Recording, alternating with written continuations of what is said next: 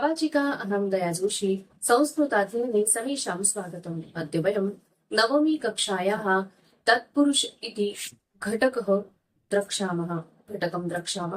अस्तु तर्हि आरंभं कुर्मः। यापूर्वी आपण समासांचा अभ्यास केलेला आहे। भाषासूत्रम 2 मध्ये आपण समास अभ्यासलेले आहेत। तर समासाचे मुख्य किती प्रकार आहेत? तर 4 मुख्य प्रकार आहेत।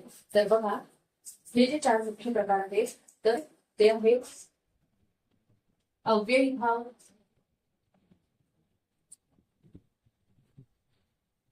अव्ययीभाव समास, त्यानंतर तत्पुरुष, त्यानंतर द्वंद्व आणि तत्पुरुष, द्वंद्व समास आणि बहुव्रीही समास। तर हे मुख्य 4 प्रकार आहेत।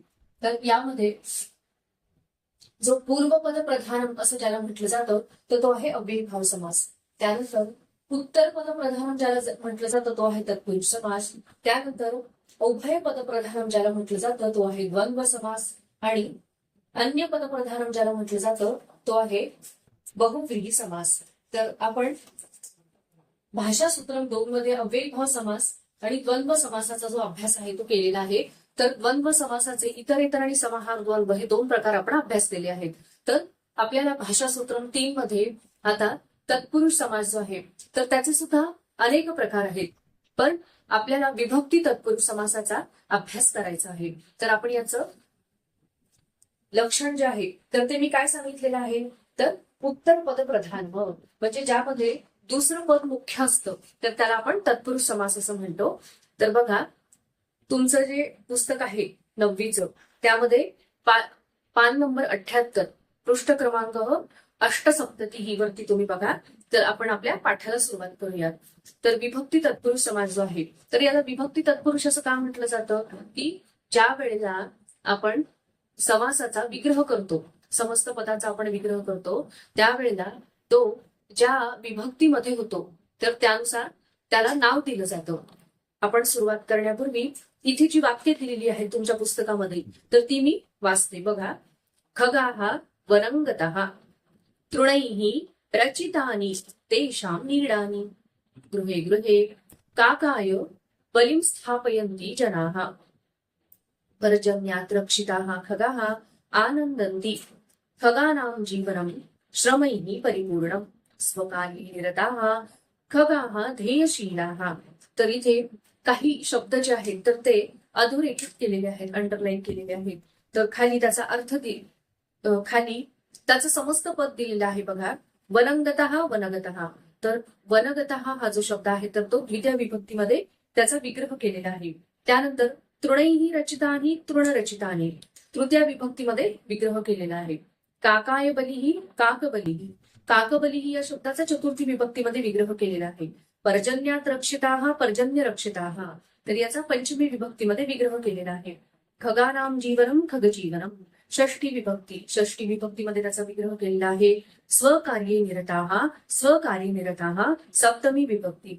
तर बघा, ज्या विभक्तीमध्ये या समस्त पदाचा किंवा सामासिक शब्दाचा ज्या विभक्तीमध्ये विग्रह केला जातो त्यानुसार त्या विभक्तीचं नाव त्याला दिलं जातं। द्वितीया तृतीया चतुर्थी पंचमी अशा प्रकारे। अत्र प्रथम पदम द्वितीय पदेन कयाचित विभक्त्या संयोज्यते, आणि पहिलं पद जे आहे तर ते दुसऱ्या पदासोबत कुठल्या तरी विभक्तीनं जोडलं जातं।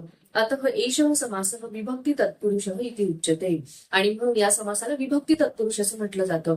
तर आपण काय बघितलेलं की विभक्ती तत्पुरुष समासाचे जे आहेत तर ते अनेक प्रकार आहेत, पण आपल्याला सध्या यावर्षी आपल्याला फक्त विभक्ती तत्पुरुष समासाचाच अभ्यास करायचा आहे। चला तर मग तुमच्या पुस्तकामध्ये जो तक्ता किंवा टेबल जो दिलेला आहे तो आपण बघूयात।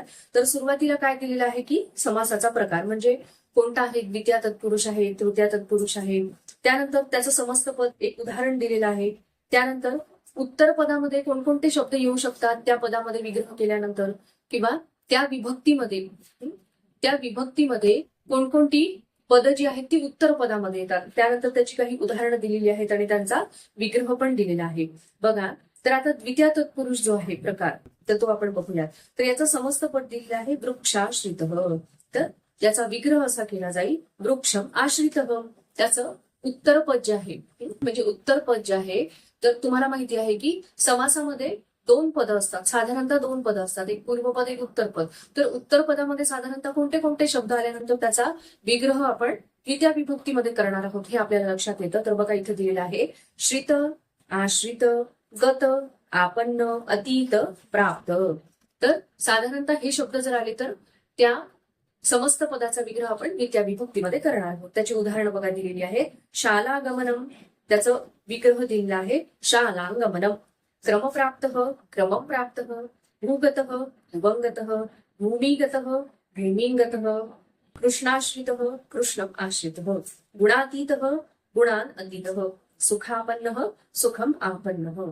तर आपण आपला म्हणजे आपण कुठल्या विभक्तीमध्ये त्याचा विग्रह करायचा आणि कोणत्या वचनामध्ये विग्रह करायचा, तर यासाठी आपण आपलं लॉजिक वापरायचं आहे, किंवा साधारणतः इथे जसं सांगितलेलं आहे त्यानुसार आपण विग्रह करायचा.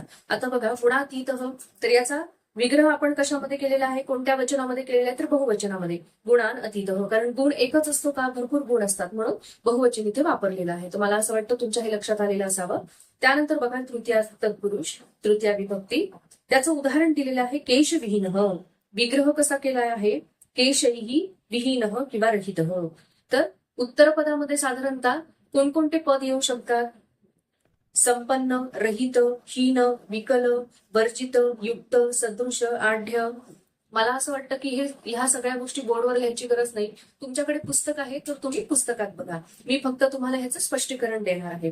तर त्याची उदाहरणं दिलेली आहेत बघा. धनसंपन्न, धनेन संपन्न, बुद्धिहीन, बुद्ध्याहीन, चरणविकल, चरणेन विकल, शर्करा मिश्रित, शर्करया मिश्रित, चिंतासमा, चिंतया समा, बदर सदृश, बदरेण सदृश, वर्ण मिश्रित, वर्णैः मिश्रित. बघा आता इथे वर्ण मिश्रित याचं जे विग्रह केलेला आहे या पदाचा, समस्त पदाचा, तर इथे बहुवचनामध्ये केलेला आहे. त्यानंतर धनाढ्य, धनेन आढ्य. आता इथे काही काही पद जे आहे तर ते स्त्रीलिंगी आहेत, जसं की चिंता आहे, त्यानंतर बुद्धी आहे. तर मुलं काय करतात, साधारणतः तुमच्या चुका कुठे होतात ते सांगते. जरी चिंता शब्द असला तरी तुम्ही देव शब्दाप्रमाणे, म्हणजे गडबडीत असेल किंवा संभ्रमावस्थेत म्हणा, तर तुम्ही गडबडीमध्ये तुम्ही देव शब्दाप्रमाणे, पुल्लिंगाप्रमाणे त्याचा विग्रह करतात. म्हणजे आतापर्यंत जो अनुभव मी घेतलेला आहे त्यावरून सांगते. तर एक लक्षात ठेवायचं की शब्द पुल्लिंगात आहे का स्त्रीलिंगात आहे हे बघायचं, आणि त्यानुसार त्याचा विग्रह करताना आपल्याला जी विभक्ती वापरायची आहे, तर आकारांत स्त्रीलिंगी शब्द असेल तर मालाप्रमाणे त्याची रूपं तुम्ही लिहायची आहेत, आणि अकारांत पुल्लिंग शब्द असेल तर देव शब्दाप्रमाणे. तर मला असं वाटतं तुमच्या लक्षात आलेलं असेल. मी मुद्दाम हा पॉईंट जो आहे तो हायलाइट केलेला आहे, कारण मी बऱ्याच मुलांचे अनुभवलेलं आहे की आकारांत स्त्रीलिंगी शब्द जरी असला तरी देव शब्दाप्रमाणे पटकन त्याचं तृतीय किंवा द्वितीय विभक्ती वापरतात आणि पुढे जातात. तर हे चुकीचं आहे. शब्द कोणत्या लिंगामध्ये आहे ते आधी बघायचं आणि त्यानुसार त्याची योग्य विभक्ती तिथे वापरायची आहे. त्यानंतर बघा चतुर्थी तत्पुरुष, तर याचं उदाहरण दिलेलं आहे दानार्था. त्याचा विग्रह असा केलेला आहे दानाय इति. तर उत्तर पदामध्ये फक्त एकच पद येणार आहे अर्थम. तर उदाहरणं भरपूर दिलेली आहे. देशार्थम, कन्यार्थम, विहारार्थम, रक्षणार्थम, कुंडल हिरण्यम, त्यानंतर घटमृत्तिका. तर आता याचा विग्रह कसा केलाय बघा. देशार्थम देशाय इति, कन्यार्थम कन्याय इति, विहारार्थम विहाराय इति, रक्षणार्थम रक्षणाय इति, कुंडल हिरण्यम कुंडलाभ्याम. त्यानंतर कुंडलाभ्याम हिरण्यम म्हणजे काय की कुंडलासाठी हिरण्य म्हणजे सोनं. त्यानंतर घटमृत्तिका घटाय मृत्तिका, घड्यासाठी माती या अर्थाने. त्यानंतर बघा चतुर्थी विभक्ती, पंचमी विभक्ती दिली आहे. त्याचं उदाहरण दिलेले हस्तपतितम. तर त्याचा विग्रह अशा प्रकारे होईल हस्तात पतितम. तर उत्तर पदामध्ये ही पद येतील बघा. मुक्त, भीत, त्रात, पतित, रक्षित. तर उदाहरण बघा. प्रदूषण मुक्त, प्रदूषणात मुक्त, दानवत्रात, दानवात त्रात, असुर भीता, असुरात भीता, वृक्षपतितम, वृक्षात पतितम, सर्परक्षित, सर्पात रक्षित. त्यानंतर बघा षष्ठी तत्पुरुष समास. तर याचं उदाहरण दिलेलं आहे वृक्ष शाखा. वृक्ष शाखा त्याचा विग्रह असा केलेला आहे वृक्षस्य शाखा. उत्तर पदामध्ये जी पदं आहेत तर ती प्रिय आणि कृते. याची उदाहरण बघा. छात्रप्रिय छात्राणां प्रिय, मत्कृते मम कृते, समुद्रशक्ती समुद्रस्य शक्ती, रामायणं रामस्य अयनम्, विद्युत प्रवाह विद्युत प्रवाह, सूर्योदय सूर्यस्य उदय, दशरथपुत्र दशरथस्य पुत्र, पित्राज्ञा पितुः आज्ञा, हिमालय हिमस्य आलय. तर साधारणतः ही जी एक एक उदाहरण आहेत, एक एक उदाहरण जे आहे प्रत्येक विभक्तीचं, तर ते साधारणतः पाठ केल्यासारखं करा. आणि उत्तर पदामध्ये कोणकोणती पदं येतात तर ती मात्र तुम्हाला चांगल्या प्रकारे पाठ करावी लागतील. किंवा सतत सतत वाचून जर सराव केला तर चांगलं तुमच्या लक्षात राहील. त्यानंतर बघा सप्तमी. सप्तमी तत्पुरुष समास. त्याचं उदाहरण दिलेलं आहे नृत्य निपुणा. त्याचा विग्रह केलेला आहे नृत्ये निपुणा.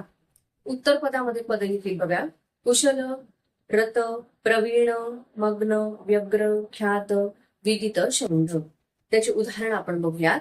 कलाकुशल कलायां कुशल, क्रीडापटु क्रीडायां पटु, कार्यरत कार्यरत, प्रजावत्सल प्रजासु वत्सल, गणितज्ञ गणिते तज्ञ, भुवनविदित भुवने विदित, जगत्प्रसिद्ध जगती प्रसिद्ध.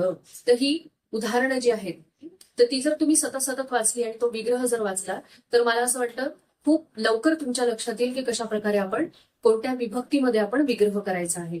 तर त्यासाठी मात्र तुम्हाला सतत सतत हे वाचावं लागेल. कारण मी यापूर्वी सुद्धा माझ्या खूपशा व्हिडिओजमध्ये सांगितलेलं आहे. अभ्यास कशाला म्हणतात की पौनःपुन्येन या क्रिया क्रियते सह उच्यते अभ्यास विधी. जे सतत सतत केलं जातं त्याला अभ्यास म्हटलं जातं. आणि सतत सतत जर केलं तरच कुठलीही गोष्ट तुमच्या लक्षात येणार आहे की नाही, तर त्यालाच अभ्यास असं म्हटलं जातं. त्यानंतर आपण बघूया जिज्ञासा पत्रम. ते यामध्ये पहिला प्रश्न जो आहे तो आहे समस्त पदम लिखत. ठीक आहे. पहिला प्रश्न काय आहे? समस्त पदम लिखत.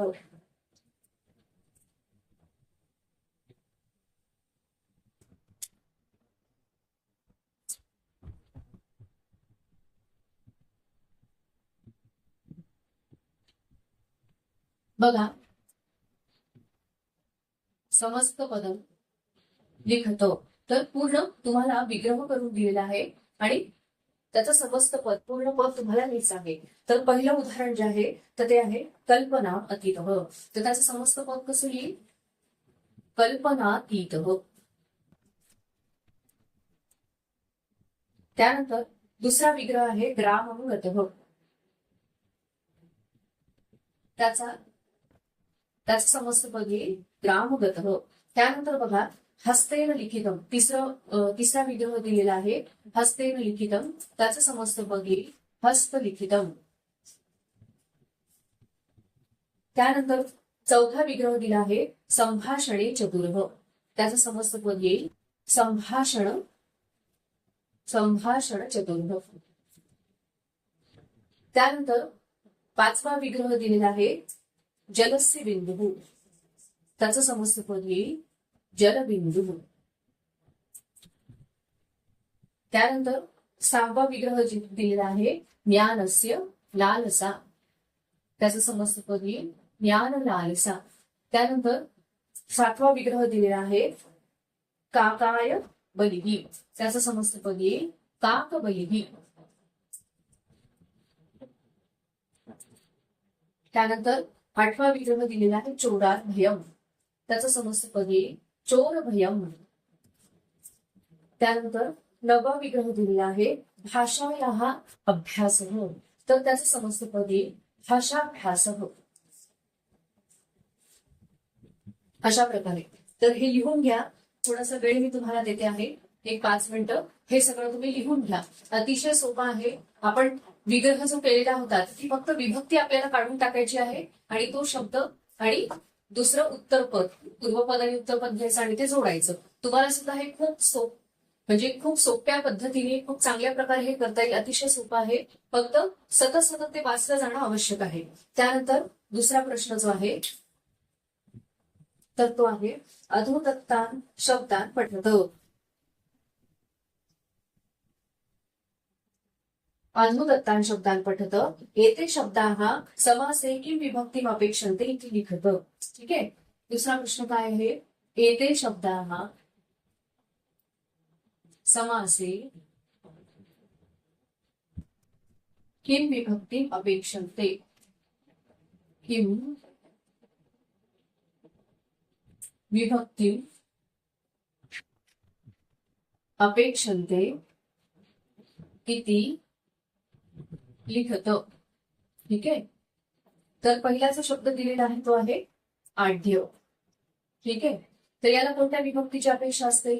तर ती असते तृतीया विभक्ती. ठीक आहे. तृतीया विभक्ती. त्यानंतर दुसरा शब्द जो दिलेला आहे तो आहे गत. तर गत याला द्वितीय विभक्तीची अपेक्षा आहे. हो की नाही? आपण बघितलं आहे आपल्याकडे जो तक्ता आहे त्यामध्ये सगळं दिलेलं आहे. त्यानंतर तिसरा जो आहे तो आहे त्रात. तर याला कोणत्या विभक्तीची अपेक्षा असते? पंचमी विभक्ती. आता मी जसे लिहिते आहे ऱ्हस्व दीर्घ विसर्ग त्यानंतर पंचमी शब्द कसा लिहिलाय तर असं संस्कृतमध्ये अपेक्षित असतं. तर आतापासून त्याची तुम्ही सवय करा म्हणजे तुम्हाला पेपरमध्ये सुद्धा खूप व्यवस्थित लिहिता येईल आणि तुमचा मार्क जाणार नाही शुद्ध लेखनामध्ये पूर्णपैकी पूर्ण तुम्हाला मिळवता येतील. त्यानंतर इथे बघा शौंड याला असते सप्तमी विभक्तीची अपेक्षा. त्यानंतर अर्थम. तर अर्थम याला कोणत्या विभक्तीची अपेक्षा असते तर चतुर्थी. ठीक आहे. चतुर्थ विभक्ती जी आहे तर त्याची अपेक्षा असते. त्यानंतर सहावा जो आहे तो आहे मुक्त. तर मुक्त जो आहे त्याला असते पंचमी विभक्तीची अपेक्षा. पंचमी विभक्ती. ठीक आहे. त्यानंतर सातवा जो आहे तो आहे सदृश. तर याला कोणत्या विभक्तीची अपेक्षा असते? तृतीया विभक्तीची. ठीक आहे. कोणती विभक्ती? तृतीया. त्यानंतर बघा विकल. विकल याला सुद्धा तृतीय विभक्तीची अपेक्षा असते. तुम्ही तक्त्यामध्ये बघू शकता. ठीक आहे. सतत सतत वाचलं तर पाठ होईल. फारसं काही खूप अगदी पुस्तक घेऊन बसून पाठांतर करण्याची गरज नाहीये. सतत सतत वाचनाने पण होतं. त्यानंतर प्रिय याला असते षष्टी विभक्तीची अपेक्षा. कोणत्या विभक्तीची? षष्टी विभक्तीची. त्यानंतर शेवटचा जो शब्द आहे तो आहे विदित. तर याला असते सप्तमी विभक्तीची अपेक्षा. सप्तमी विभक्तीची अपेक्षा असते. तर मला असं वाटतं हा जो प्रश्न आहे तो सुद्धा तुम्हाला समजलेला असावा. अतिशय सोपा आहे. उत्तर पदामध्ये ही पदं जर आली तर कोणत्या विभक्तीची अपेक्षा असते तुम्हाला तक्ता दिलेला आहे. फक्त सतत वाचनाची आवश्यकता आहे. त्यानंतर हे लिहून घ्या. एक 5 मिनिटं मी तुम्हाला वेळ देणार आहे.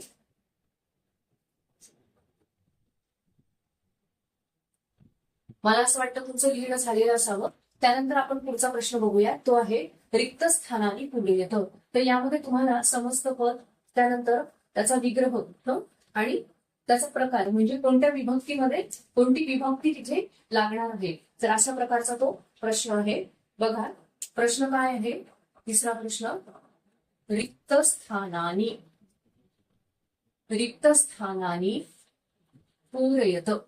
ठीक आहे. रिक्त स्थानानी पूरयत असा प्रश्न आहे. तर त्यामध्ये पहिला जो आहे समस्त पद जे दिलेला आहे तर ते आहे कलाकुशल. ठीक आहे. कलाकुशल. तर आपण याचा विग्रह बघितलेला आहे. तर काय होईल? कलायाम कुशल. ठीक आहे. कलायाम कुशल. कोणत्या विभक्तीमध्ये विग्रह केलेला आहे? सप्तमी विभक्तीमध्ये. त्यामुळे याचा प्रकार कोणता असणार आहे? सप्तमी. सप्तमी विभक्ती. त्यानंतर पुढचा आहे चिंता याहा मुक्त. तर तुम्हाला इथे काय दिलेलं आहे? चिंता याहा मुक्त हो. इथे तुम्हाला विग्रह करून दिलेला आहे. तर आपल्याला याचं काय लिहायचं आहे? समस्त पद आपल्याला इथे लिहायचं आहे. बघा चिंता याहा मुक्त हो. चिंता याहा मुक्त हो. समस्त पद काय येईल? चिंता मुक्त हो. ठीक आहे. त्यानंतर इथे कोणत्या विभक्तीमध्ये विग्रह केलेला आहे तर पंचमी विभक्तीमध्ये. हे दिलेलंच आहे. आपल्याला काय करायचं होतं? फक्त जिथे रिक्त पद आहे तर त्याची पूर्ती करायची होती. त्यानंतर पुढचं पद जे दिलेलं आहे तर ते आहे नेत्रहीन. तर त्याचा विग्रह केलेला आहे नेत्राभ्याम. आपले डोळे किती असतात 2, म्हणून नेत्राभ्याम हीन. तर कोणती विभक्ती आहे? तृतीया विभक्ती. ठीक आहे. डोळ्याने अंधळा. ओके नाही. त्यानंतर बघा पुढचं उदाहरण जे आहे ते आहे नृपकन्या. नृपस्य कन्या. तर आपल्याला इथे समस्त पद आणि त्याचा विग्रह दिलेला आहे. फक्त विभक्ती कोणती आहे, कोणत्या विभक्तीमध्ये विग्रह केलेला आहे, तर षष्टी विभक्तीमध्ये. तर ते आपल्याला लिहायचं होतं. तर आपला हा जो प्रश्न आहे रिक्त स्थानाने पूर येतं, तर तो सुद्धा झालेला आहे. तर मला असं वाटतं की तुम्हाला हा जो घटक मी आज शिकवला तर तो चांगल्या प्रकारे समजलेला असावा. आपण सुरुवातीला काय बघितलं की समासाचे जे 4 मुख्य प्रकार आहेत. कोणकोणते? अव्ययीभाव समास, त्यानंतर द्वंद्व समास, त्यानंतर तत्पुरुष समास आणि बहुव्रीही समास. तर याला हे जे समासाचे प्रकार आहेत, तर यामध्ये जो अव्ययीभाव समास आहे तर त्याला काय म्हटलं जातं? पूर्वपद प्रधानम. त्यानंतर तत्पुरुष समास जो आहे तर त्याला काय म्हटलं जातं? उत्तरपद प्रधानम. त्यानंतर द्वंद्व समास जो आहे तर त्याला काय म्हटलं जातं? उभयपद प्रधानम. आणि बहुव्रीही समास जो आहे तर त्याला काय म्हटलं जातं? अन्यपद प्रधानम. तसं काय म्हटलं जातं? तर पूर्वपद प्रधान म्हणजे काय? पहिलं पद ज्यामध्ये मुख्य आहे. उत्तर पद म्हणजे काय? की ज्याच्यामध्ये दुसरं पद जे आहे ते मुख्य आहे. आणि दोन्ही उभयपद प्रधानम म्हणजे त्याच्यामध्ये दोन्ही पद महत्वाची आहेत. आणि अन्यपद प्रधानम म्हणजे काय? की त्या समासामध्ये कुठलंच पद महत्वाचं नसून दुसऱ्याच पदाला महत्व दिलेलं आहे. तर अशा प्रकारे तर आपण ह्याचे मुख्य प्रकार जे आहेत ते बघितले. त्यानंतर तत्पुरुष समास जो आहे तर त्याचा विभक्ती तत्पुरुष हा जो प्रकार आहे तर तो आपण अतिशय सखोल असा अभ्यासलेला आहे. तर मला असं वाटतं तुम्हाला हा घटक जो आहे तर तो चांगल्या प्रकारे समजलेला असावा. माझा व्हिडिओ जर तुम्हाला आवडला असेल तर लाईक करा, शेअर करा. आणि अजून असे नवीन व्हिडिओज आणि वेगवेगळे विषय जर तुम्हाला व्याकरणाचे अभ्यासाचे असतील तर निश्चितच माझ्या युट्यूब चॅनलला सबस्क्राईब करा. धन्यवाद.